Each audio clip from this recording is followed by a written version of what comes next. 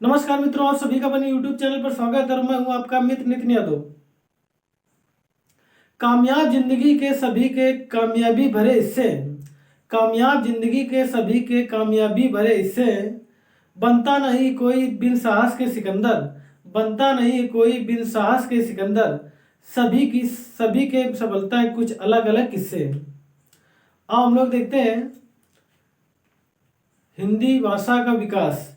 हिंदी भाषा के विकास के अंतर्गत हम लोग सीख रहे हैं, हम लोग जान चुके हैं ब्राह्मी लिपि से कैसे हिंदी की भाषा का विकास हुआ और धीरे धीरे कैसे जो है जैसे हमारे अंग्रेजों का शासन था वहाँ से किस प्रकार हिंदी का विकास हुआ, या हमारा जो भारतीय शासन था वहाँ पे कैसे हिंदी का विकास हुआ।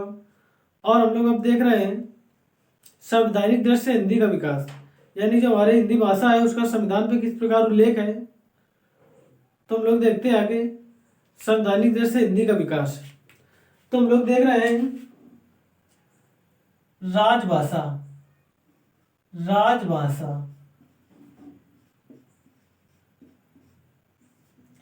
राजभाषा तो हमारा जो अनुच्छेद है, हमारा जो भाग है 17, भाग 17 में हमारा जो है राजभाषा के बारे में बताया गया है, यानी कि राज यानी काम काज की भाषा। राजभाषा मतलब क्या हो गया, जो हमारा काम काज होता है, यानी जो हमारे राज करने का जो भाषा है राज करने की वो कैसी है, तो काम काज की भाषा यानी राजभाषा। भाग 17 और अनुच्छेद हमारा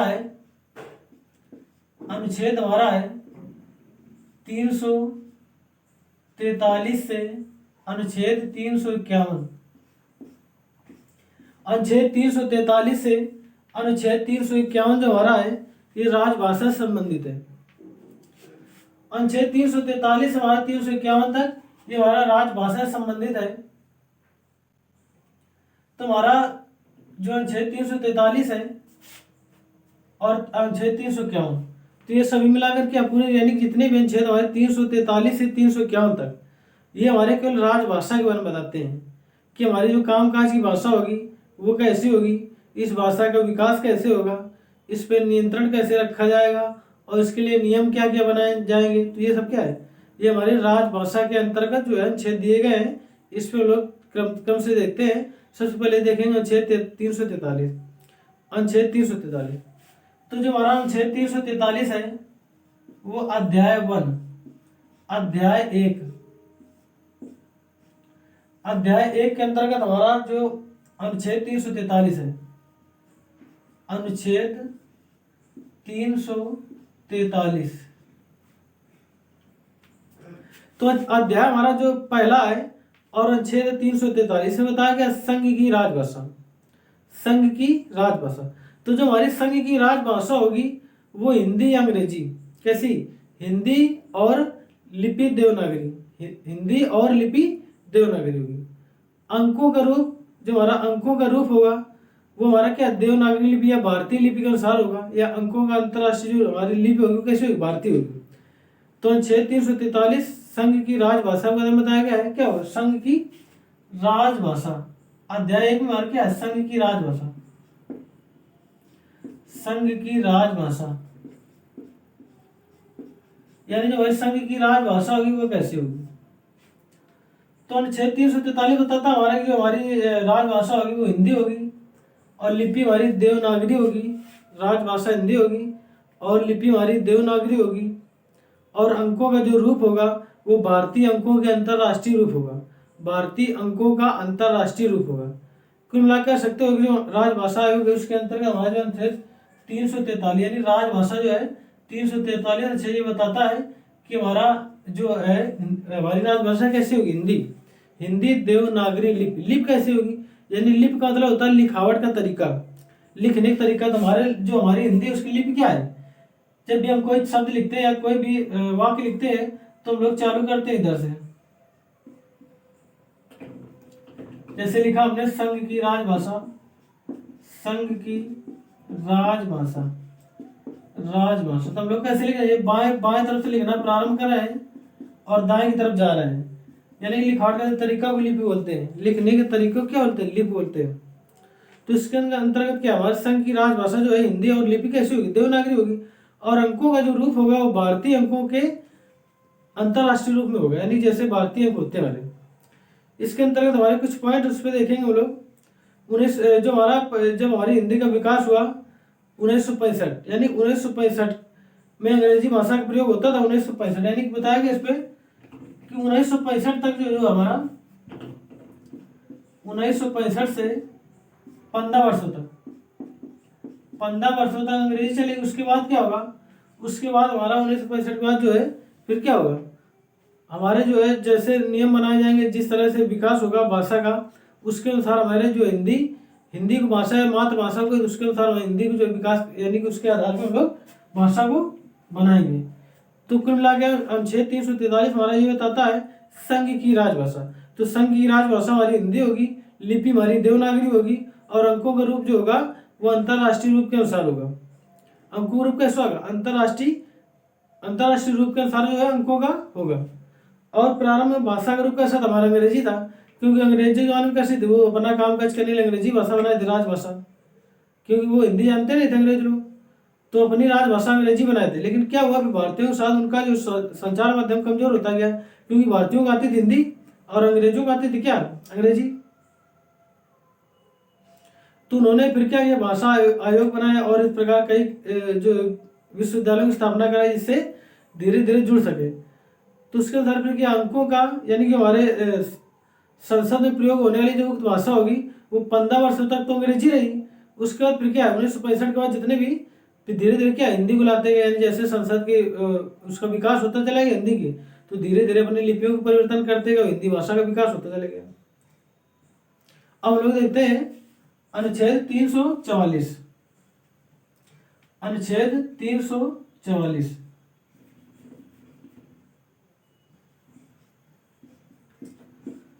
अनुच्छेद 344 अनुच्छेद 344 इसमें हमारा देवनागरी लिपि। अनुच्छेद 344 देखते हैं। तो अनुच्छेद 344 जो है, तो हमारा जो अनुच्छेद 344 है उसमें हमारा बताया गया क्या, अनुच्छेद 344 में बताया गया राजभाषा के संबंध में आयोग। क्या, राजभाषा के संबंध में आयोग। तो अनुच्छेद 344 कहता है राजभाषा के संबंध में आयोग, राजभाषा आयोग कह सकते हो, राजभाषा आयोग। तो अनुच्छेद 344 कहता है राजभाषा आयोग के बारे में, यानी जो हमारी भाषा है, राजभाषा हिंदी या कोई भाषा हमारी है, तो उसके अंदर जो आयोग है वो अनुच्छेद हिंदी के अंदर आयोग बनाया गया, वो बनाएगा राजभाषा आयोग। यानी कामकाज का जो हमारा भाषा उसका जो आयोग बनेगा, कोई भी कार्य को सफल बनाने के लिए, वो उसके अनुच्छेद 344 में बताया गया राजभाषा आयोग।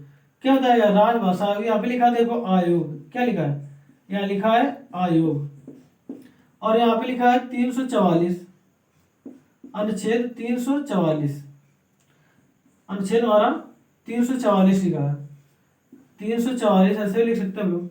तो यहाँ पे लोग देखेंगे इस आयोग को हम लोग अगर ऐसे देखें तो ये हमारा 4 लिखा हुआ है, क्या 4, और यहाँ भी 4 है, तो यानी 4 से 4, यानी अनुच्छेद 344 में क्या है, आयोग है। कौन सा आयोग है, राजभाषा आयोग। अनुच्छेद 344 पे क्या हमारा राजभाषा आयोग है, यानी राजभाषा के संबंध में आयोग है। तो ये हमारा अध्याय 2 पे, अध्याय 1 पे था, जिसमें हमारा अनुच्छेद 343 और अनुच्छेद 344 था। अब अध्याय अगर हम लोग देखें अध्याय 2 पे देखेंगे अगर हम लोग, तो यहाँ पे हमारा अनुच्छेद बचा कौन सा, 343 340 हो गया, 345 बचा। अनुच्छेद 345, अनुच्छेद 345। तो हमारा जो अध्याय 2 है, यानी कि हमारा जो अध्याय 2 है और अनुच्छेद 345 उसमें क्या है, तो राज्य की राजभाषा, राज्य की राजभाषा या राजभाषा है, या कह सकते हो प्रादेशिक भाषा है, प्रादेशिक भाषा है। राज्य की राजभाषा या राजभाषा है, या कह सकते हो प्रादेशिक भाषा है। हिंदी या ऐसी व्यवस्था होने तक अंग्रेजी का प्रयोग जारी रहेगा। मतलब जब तक कि हिंदी का पूर्ण विकास नहीं होगा तब तक इसमें बताया गया कि अंग्रेजी का प्रयोग जारी रहेगा। तो अनुच्छेद 345 हमारा बताता है प्रादेशिक भाषा है, प्रादेशिक भाषाओं के बारे में, प्रादेशिक भाषाएं। अब बताया गया जब तक हिंदी का विकास नहीं होगा तब तक क्या अंग्रेजी का प्रयोग जारी रहेगा, अंग्रेजी का प्रयोग जारी रहेगा, अंग्रेजी का प्रयोग जारी रहेगा। यहाँ पे अनुच्छेद 345 बताया गया प्रादेशिक भाषाएं, क्या बताया गया प्रादेशिक भाषाएं।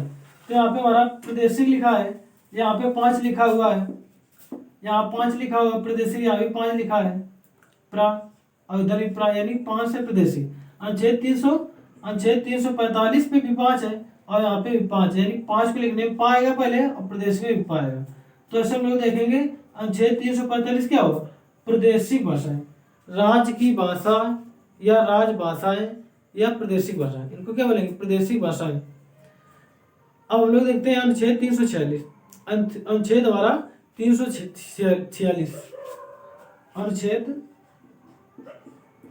346, अनुच्छेद 346 हमारा बताता है पत्रादि की भाषा, यानी जो हमारा कामकाज होगा राजभाषा का वो कैसा होगा। तो यहाँ बताता है पत्रादि की भाषा, यानी पत्रों की भाषा, यानी जो हमारे पत्र होंगे वो कैसे होंगे। तो पत्रादि की भाषा हमारे बताता है, यहाँ पे देखो 346 में 6 है और यहाँ पे भी क्या है, यहाँ लास्ट में दा बना होगा पत्रादि यानी पत्र की भाषा। तो इसको भी घुमा के अगर हम लोग ऐसे करते तो यहाँ भी 6 बन जाएगा, यहाँ भी 6 बन जाएगा।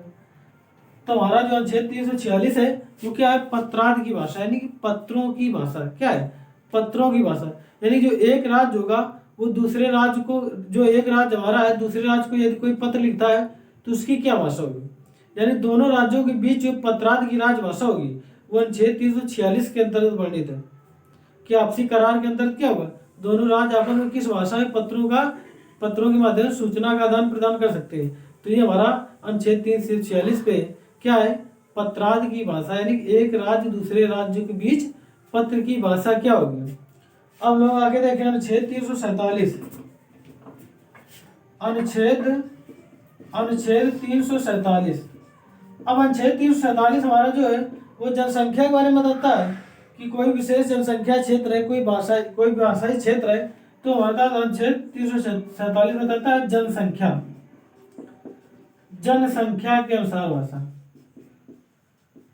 जनसंख्या के अनुसार भाषा देता है। यहाँ पे देखो 7 लिखा हुआ है, 347 में हमारा आखिरी में 7 है और यहाँ पे ज में भी देखो इस तरह 7 है। यहाँ पे बना हुआ हमारा जा, जनसंख्या पे जा, तो इसको हम लोग धीरे धीरे कर मेटेंगे कर, तो ऐसा हमारा ये 7 बन सकता है। तो हम लोग देखेंगे यहाँ पे हमारा जनसंख्या का जो जा है उसको मेट के हम लोग बना लेते हैं धीरे धीरे 7, ऐसे करके। तो हम लोग ऐसे करके 7 बना लेंगे तो देखते हैं हम लोग अनुच्छेद 347 में भी 7 है और जनसंख्या में भी 7 है। तो इस तरह हमारा अनुच्छेद 347 क्या बताता है, तो अनुच्छेद हमारा 347 बताता है कि हमारी जनसंख्या किसी राज्य की जनसंख्या, यानी किसी राज्य की जनसंख्या के किसी विशेष अनुभाग, किसी राज्य की जनसंख्या के किसी अनुभाग द्वारा, किसी राज्य की जनसंख्या के किसी अनुभाग द्वारा बोले जाने वाली भाषा, समझ रहे हो ना, किसी राज्य की मतलब जो हमारा जनसंख्या है कितनी ज्यादा, कौन सी जनसंख्या किस प्रकार की भाषा बोलती है उसके विषय में क्या उपबंध है। अनुच्छेद 347 जैसे कुछ समय हमारा एक पहले जो आया था सन 1953, आंध्र प्रदेश राज्य हमारा था। तो वहाँ पे क्या था, जनसंख्या कुछ वहाँ की जनसंख्या जो है अपने भाषाई अनुसार मांग करने लगी आंध्र प्रदेश की कि हमारी तेलुगु भाषा होनी चाहिए। तो वहाँ पे एक थे रामुल्लू, उन्होंने क्या किया, भाषा के संबंध में जो है आंदोलन किए और उनकी अंतिम स्थिति में क्या हो गई, मृत्यु हो गई थी। तो इस तरह भाषाई आधार पर भाषा होती है कि जब जनसंख्या ज्यादा मांग करने लगती है किसी भाषा के तो उसको नियम पारित करना पड़ता है। चलो ठीक, कोई बात नहीं। और हम लोग देखते हैं आगे अध्याय 3, और हम लोग देखते हैं अध्याय 3, अध्याय 3, अध्याय 3, अध्याय 3 में हम लोग देखते हैं, अध्याय 3 हमारा जो है बताता है कि जो हमारा सुप्रीम कोर्ट है, सुप्रीम कोर्ट या हाई कोर्ट, सुप्रीम कोर्ट या हाई कोर्ट, अध्याय 3 बताता है सुप्रीम कोर्ट हो या फिर या हाई कोर्ट, हाई कोर्ट या संसद हो या संसद, विधानमंडल, विधानमंडल। तो अध्याय 3 में आता है कि हमारा सुप्रीम कोर्ट हो या हमारा हाई कोर्ट हो या हमारा संसद हो या हमारा विधानमंडल हो, इस पे हमारी भाषा कैसे प्रयोग की जाएगी। तो ये हमारा है अनुच्छेद 348। अनुच्छेद 348। तो अनुच्छेद 348 बताता है कि supreme court, high court, supreme court या हाई कोर्ट यानी सर्वोच्च न्यायालय या उच्च न्यायालय, संसद या विधानमंडल, इनमें प्रयोग की जाने वाली भाषा। तो देखो हमारा ये लिखा हुआ 348, अनुच्छेद 348। यहाँ पर हमारा लिखा हुआ सुप्रीम कोर्ट या हाई कोर्ट, सुप्रीम कोर्ट या हाई कोर्ट। तो हम लोग देखते हैं यहाँ पे हमारा ये 348 लिखा हुआ है, यहाँ पे अंत में बना हुआ है 348। अगर हम लोग उसको याद करने के तरीके से देखें तो अनुच्छेद 348 में हमारा ऐसे बना हुआ है, लास्ट में कितना 8 है, लास्ट में हमारा कितना 8 है, और इस यस को अगर हम लोग घुमा के ऐसे कर दें तो ये भी 8 बन जाएगा। मतलब अनुच्छेद 348 अध्याय 3 का अनुच्छेद 348 क्या बताता है, सुप्रीम कोर्ट या हाई कोर्ट, संसद या विधानमंडल में प्रयोग की जाने वाली भाषा। और ये बताता है कि जब तक अच्छे तरह उपबंध नहीं उपलब्ध हो जाते तब तक हमारा अंग्रेजी भाषा काम करती रहेगी। यहाँ पे जब तक पूर्णतः हिंदी का विकास हो जाता तब तक क्या है, अंग्रेजी भाषा ही काम करती रहेगी। तो हमारे जो सुप्रीम कोर्ट है, हाई कोर्ट है, संसद है, विधानमंडल, यहाँ पे जो विधियां या विधेयक बनाए जाएंगे, विधेयक या अधिनियम, इनमें प्रयोग की जाने वाली भाषा, इनमें प्रयोग की जाने वाली भाषा पता किस बताया गया है, तो वो बताया गया अनुच्छेद 348।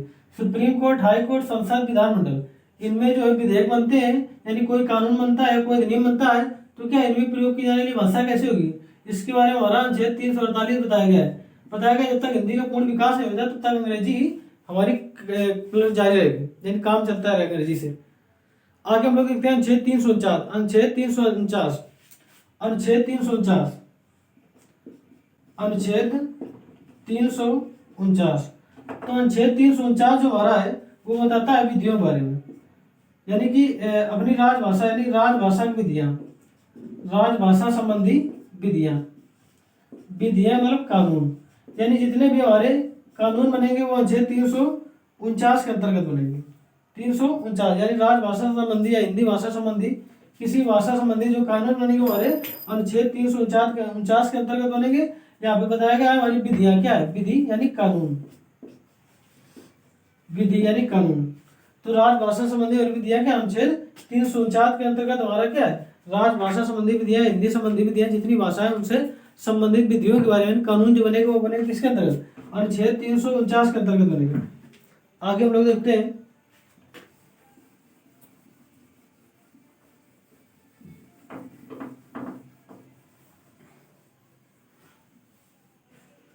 आगे हम लोग देखेंगे तो हमारा जो अनुच्छेद 349 था वो किसके बारे में बता रहा है, वो विधियों के बारे में बता रहा है, यानी जो हमारे कानून बनाए जाएंगे, भाषा संबंधी कानून, जो हमारे कानून है क्या, भाषा संबंधी कानून, वो हमारे होंगे अनुच्छेद 349 पे। अब हम लोग देखते हैं अनुच्छेद 350।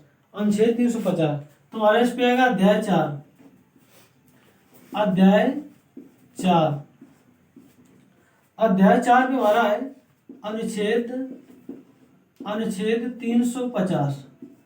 अध्याय 4 हमारा बताता है अनुच्छेद 350। तो अनुच्छेद 350 में हमारा क्या है, अनुच्छेद 350 बताता है व्यथा के निवारण, व्यथा के निवारण के लिए, व्यथा के निवारण के लिए अभिवेदन में प्रयोग की जाने वाली भाषा, किसी भी भाषा में, यानी जो कोई भी भाषा है या कोई भी व्यक्ति है जो बहुत ज़्यादा मांग कर रहा है कि हमारे विशेष क्षेत्र में क्या है, इस तरह की भाषा होनी चाहिए, इस तरह की हमारी भाषा होनी चाहिए, या भाषाई अल्पसंख्यक, भाषाई अल्पसंख्यक जो विशेष भाषा की मांग कर रहे हैं। जैसा भी हमने कुछ समय लेता था आंध्र प्रदेश में जो है राम उल्लू नामक एक जो है भाषा जो आंदोलन करता थे, उन्होंने क्या किया था, भाषा अपने आंध्र प्रदेश के लिए विशेष भाषा की मांग की थी, तेलुगु भाषा, तेलुगु भाषा मांग की थी। तो वहाँ पे सरकार ने उनकी बात को नहीं माना था और धीरे धीरे क्या हो, वो आंदोलन करते करते या अनशन पे बैठे बैठे धीरे धीरे उनकी मृत्यु हो गई, राम उल्लू की।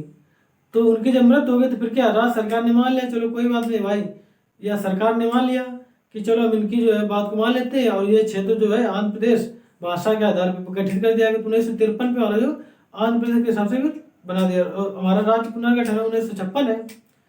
तो इस तरह संशोधन करके फिर बता दिया ठीक भाई चलो कोई बात नहीं आपकी बात मानते हैं और भाषा के हिसाब से क्या है उनकी मांग पूरी हो गई कि उनका जो है प्रदेश आंध्र प्रदेश के हिसाब से किया गया भाषा के अनुसार। वो भी राष्ट्रपति के अनुमति जरूरी है, भाषा संबंधी कोई भी कानून हो तो उस पर क्या है किसी भी कानून में क्या हो राष्ट्रपति की अनुमति जरूरी होती है, बिना राष्ट्रपति के जो है अनुमति के कोई भी कानून नहीं कहलाता। अब लोग देखते हैं अनुच्छेद 351 तो हमारा ये इस पे था 350 पे था अल्पसंख्यकों के लिए भाषा है, अल्पसंख्यक के मांग पर भाषा या ये हमारा राष्ट्रपति के द्वारा जब ये राष्ट्रपति के द्वारा अनुमति होगी तब अच्छी तरह कानून पास होगा तभी ये हमारा भाषा क्षेत्र कोई भी कहलाएगा। अब हम लोग देखते हैं अनुच्छेद 351 अब देखो ये हमारा जो अनुच्छेद 350 है अगर इसको याद करें कि अनुच्छेद 350 में क्या है तो अनुच्छेद 350 में देखेंगे तो यहाँ पे हमारा लिखा है 350 लिखा है। अब यहाँ पे हमारा लिखा है 0 लास्ट में क्या है 0 और यहाँ पे लिखा है अल्प। तो जो व्यक्ति हमारा 0 होगा उसका मतलब क्या है वो अल्प ही है, क्या है अल्प। तो अनुच्छेद 350 में हमारा किसके बारे में बताता है अल्पसंख्यक की भाषा के आधार पर बताता है कि अल्पसंख्यकों की जो भाषा होगी या अल्पसंख्यक वर्गों के लिए जो विशेष अधिकार जो भाषा होगी वो क्या होगी यानी उनकी प्राथमिक मातृभाषा होगी वो क्या होगी या भाषा के आधार पर जो गठन होगा उनमें से होगा।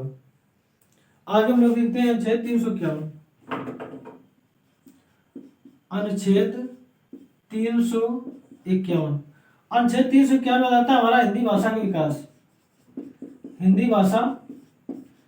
भाषा का विकास। अनुच्छेद 351 बताता है हिंदी भाषा विकास। यहाँ पे लिखा 1 और 1 का मतलब होता है नंबर 1 मतलब क्या होता है नंबर 1 यानी किसी व्यक्ति का विकास तभी होगा जब वो नंबर 1 पे होगा।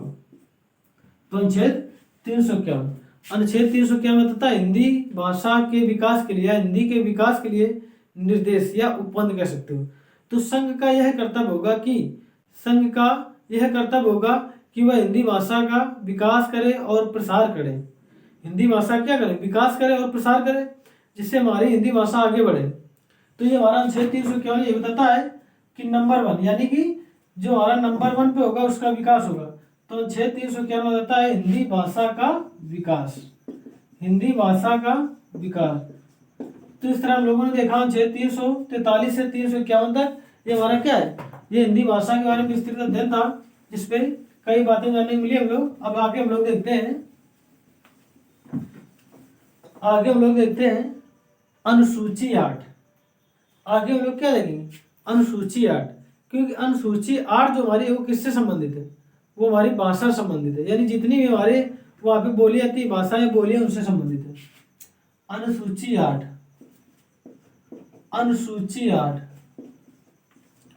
तो अनुसूची जो हमारी 8 है अनुसूची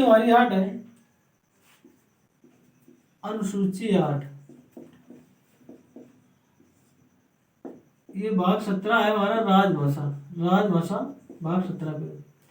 तो इसी के अंदर हमारे अनुसूची 8 जो है तो हमारी जो अनुसूची 8 है उसमें बताते हैं भाषाएं यानी कि जो हमारी भाषा है जैसे हिंदी भाषा हो गई, सिंधी भाषा हो गई, गुजराती भाषा हो गई, उड़िया भाषा हो गई, इस तरह क्या है इस तरह की भाषाओं के बारे में बताता है हमारा जो हमारे क्या है अनुसूची 8। तो 1950 ईस्वी में हमारी 14 भाषाएं थी, कितनी 14।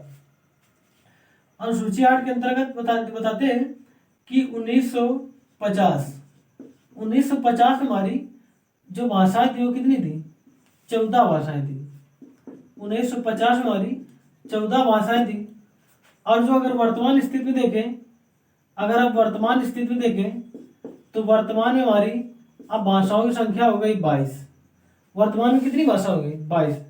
तो 1950 में हमारी जो है सबसे पहले कितनी भाषाएं थी 14 भाषाएं थी और वर्तमान स्थिति की दृष्टि देखें तो अब हमारी भाषा हो गई वर्तमान में 22। तो इस तरह के प्रश्न क्वेश्चन आते हैं कि बताओ कि अनुसूची 8 के अंतर्गत प्रारंभ में कितनी भाषाएं थी। अनुसूची 8 के अंतर्गत प्रारंभ में कितनी भाषाएं थी तो सूची 8 के अंतर्गत प्रारंभ में कितनी भाषाएं थी? 14। प्रारंभ में 14 भाषाएं थी। पूछा जाए वर्तमान में कितनी भाषा है, तो वर्तमान में हमारी भाषा है जो संवैधानिक दृष्टि से है तो कितनी? 22 भाषाएं। अब जो 14 भाषाएं थी उसमें लोग देखते हैं असमिया,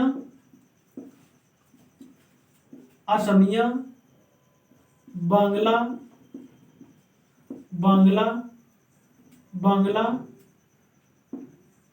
गुजराती,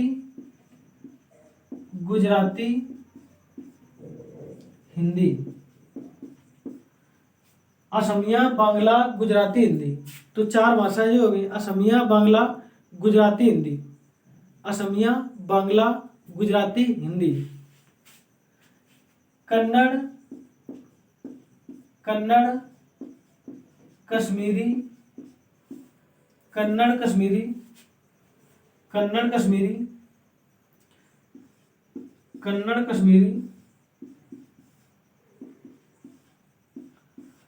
कश्मीरी, और है उड़िया है, मलयालम है, मराठी है,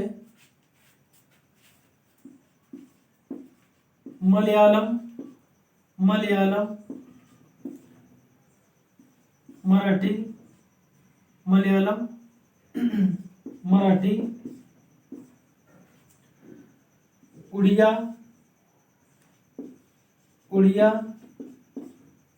महाराष्ट्री,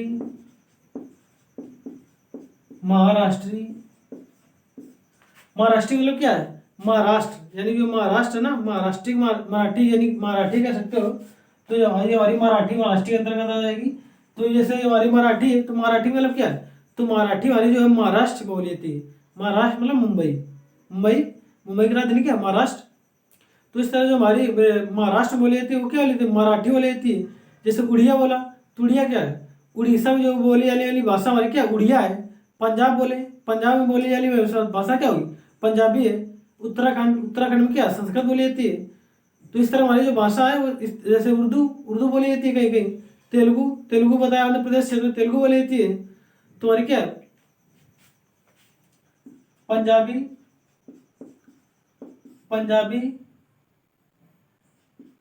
संस्कृत,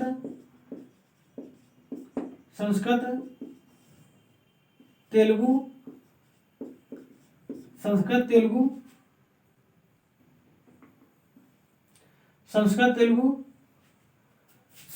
तो उड़िया हमारी क्या? उड़ीसा क्षेत्र में, जो उड़ीसा यानी उड़ीसा का शब्द तो कलिंग क्षेत्र।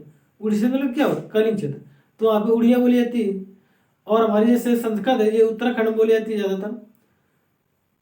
और तमिल भाषा तमिलनाडु की तरफ बोली जाती है।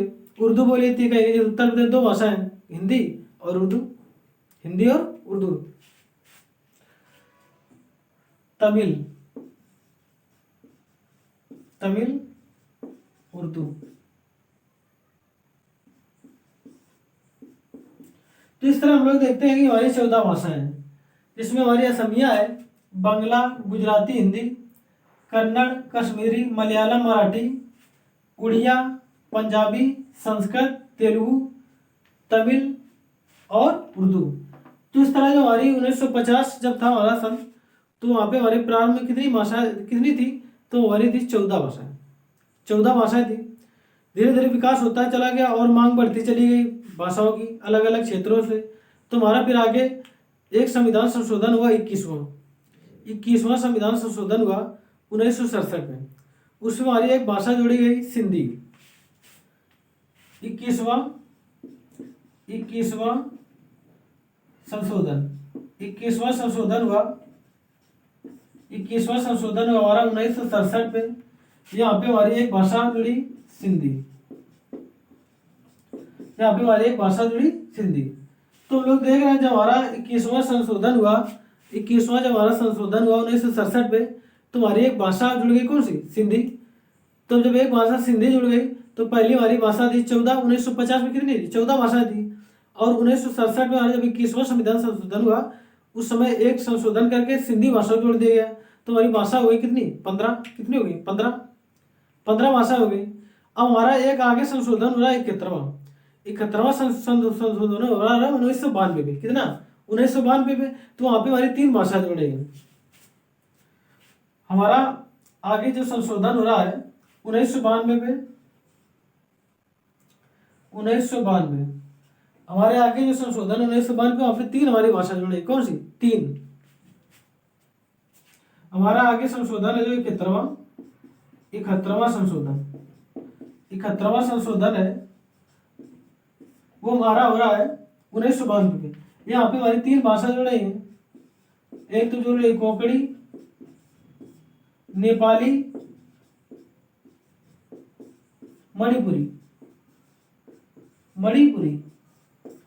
कोंकणी, नेपाली, मणिपुरी। कोंकणी, नेपाली, मणिपुरी, या कह सकते हो कोणम। क्या कह सकते हो? कोणम। शॉर्टकट देखें तो कोनम कह सकते हो हम लोग, कोनम। तो यहां से को से क्या है? कोंकणी है। न से क्या है? नेपाली है, कोनम। न से क्या है? नेपाली है। म से क्या है? मणिपुरी। तो अब देखें हम लोग यहाँ पे हमारी 15 भाषा हुई थी, क्योंकि प्रारंभ में 14 भाषा थी। सिंधी जुड़ी हमारी 21वां संशोधन 1967 पे हुआ, तो हमारी सिंधी जुड़ी, तो यहाँ पे हमारी 15 भाषा हो गई। फिर तो हमारा 71वां संविधान संशोधन हुआ 1992 पे। 1992 हुआ तो हमारी एक कोंकणी, नेपाली, मणिपुरी, कोनम जुड़ गई, तो हमारी कितनी होगी? तो यहाँ पे हो गई हमारी 18। कितनी हो गई? 18। हमारा यानी 3 भाषा ये जुड़ गई हमारी। कौन सी? कोंकणी, नेपाली और मणिपुरी। कोंकणी, नेपाली और मणिपुरी। तो यहाँ पे हमारी 3 भाषा जुड़ेगी, तो हमारी 18 हो गई। अब लोग देखेंगे आगे 52वां संविधान संशोधन हुआ 2003 पे। 92 यानी 92 नंबर का हमारा जो संशोधन हुआ 92, यानी कि 92वां नंबर संशोधन हुआ हमारा कब? 2003। 92 नंबर का हमारा संशोधन हुआ 2003 पे। 2003 पे। तो यहाँ पे हमारी 4 भाषा जुड़ी, जिसको हम लोग शॉर्टकट में कहते हैं बोडमास, यानी कह सकते हैं बोडो, डोंगरी,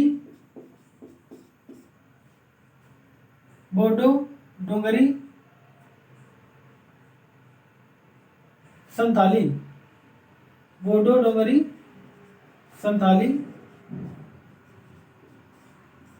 बोडो, डोंगरी, संथाली, और एक भाषा हमारी है मैथिली। एक भाषा कौन सी? मैथिली। तो बोडो, डोंगरी, संथाली और मैथिली। इस तरह हमारा ये क्या है? शॉर्टकट बोलेंगे तो बोडमास। क्या बोलेंगे? बोडमास।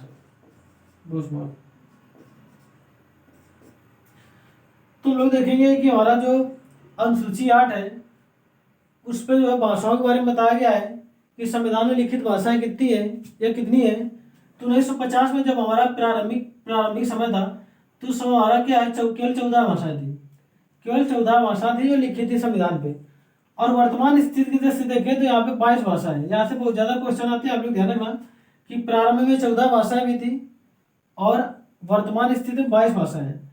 यहाँ पे आजकल जो है क्वेश्चन बनाने के लिए नहीं पूछ लेता है, बोलता है बताओ प्रारंभ में कौन सी भाषा नहीं थी, तो वहाँ पे 4 विकल्प बना देता है। जैसे बना देते हैं बांग्ला बना देते हैं, और कोई विकल्प लेते हैं, कोंकणी ले लेते हैं, फिर हम लोग मैथिली ले लेते हैं, सिंधी ले लेते हैं। इस तरह के 4 विकल्प बना दिए जाते हैं। और यहाँ पे क्वेश्चन आ जाता, बताओ निम्नलिखित विकल्पों में से कौन सी ऐसी भाषा है जो प्रारंभ में स्थित, यानी प्रारंभ में सार्वजनिक स्थिति में 1950 पे थी, तो कौन सी है? तो हम लोग देखेंगे कोंकणी हमारी 71वां संविधान संशोधन कोनम जब हुआ, कोंकणी, नेपाली, मणिपुरी 1992 तब हमारी कोणम आई। फिर अगर मैथिली देखें तो हमारा जब 92 नंबर का संशोधन हुआ 2003 पे, 92 नंबर का संशोधन कब हुआ? 2003 पे। तो हम वहाँ पे हमारी 4 भाषा जुड़ी बोडमास, यानी बोडो, डोंगरी, मैथिली और संथाली। तो ये भी नहीं हमारी। सिंधी देखें तो ये हमारा 21वां नंबर का जब संशोधन 1967, तो ये सिंधी जोड़ी गई। तो प्रारंभिक की भाषा हमारी कौन सी?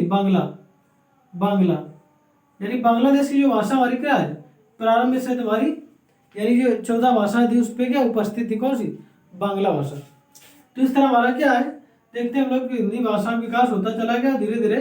संवैधानिक स्थिति में हमारी कितनी भाषा उपलब्ध हो गई? वर्तमान स्थिति में 22 भाषा हो गई। तो आज का हिंदी टॉपिक हम लोग यही समाप्त करते हैं। वीडियो को लाइक करें, सब्सक्राइब करें, शेयर करें और बेल आइकन भी दबाएं, जिससे कि आपको जितने वीडियो डाले जाते हैं उसका आसानी से नोटिफिकेशन प्राप्त हो सके। और कमेंट भी दें, किसी भी टॉपिक को बनाने के लिए आप लोग कमेंट भी करें, जिससे आगे हम लोग आपको टॉपिक उपलब्ध करा सकें। जय हिंद दोस्तों।